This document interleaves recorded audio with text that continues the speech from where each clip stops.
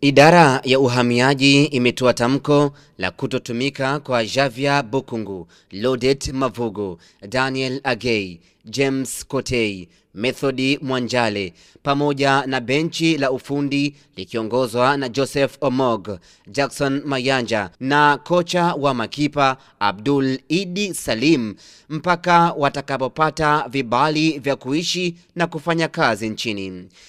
Uhamiaji pia imetoa orodha inayothibitisha wachezaji 7 wote wa kigeni wa klabu ya Yanga wana vibali vya kuishi na kufanya kazi nchini kihalali. Orodha hiyo imetolewa na afisa uhamiaji mkoa wa Dar es Salaam John Msumule akisema wachezaji Obrey Chirwa, Donaldi Ngoma, Tabani Kamusoko, Haruna Niyonzima, Amisi Tambwe, Vincent Bosu na Justin Zulu wamekatiwa vibali vya kuishi na kufanya kazi nchini. Ameongeza kuwa makocha wa Yanga George Lwandamina na msaidizi wake Noel Mwandila pamoja na mkurugenzi wa ufundi Hans van der Poelgen wana vibali vya kazi lakini hawana vibali vya kuishi nchini. Msumula amesema wametoa agizo kwa vilabu vyote vyenye wachezaji wa kigeni kuacha kuwatumia mpaka wapate vibali vyote stahiki.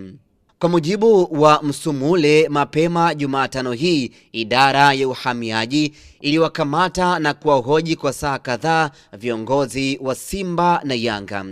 Kiongozi wa Simba aliyohojiwa ni katibu mkuu Patrick Kahemele na mratibu wa Simba Abbas Ali. Kwa upande wa Yanga aliyohojiwa ni kaimu katibu mkuu Baraka Deus Dedit. Kwa upande wa Azam, Msumula anasema viongozi wa klabu hiyo walichelewa kufika idara ya uhamiaji kuhojiwa, lakini walikuja na vibali ambavyo hata hivyo Msumula anasema hawajavichunguza kwa kuwa muda wa kazi uliisha na kuahidi kuvipitia hapo kesho. Ahmed Ali, Star TV, Dar es Salaam.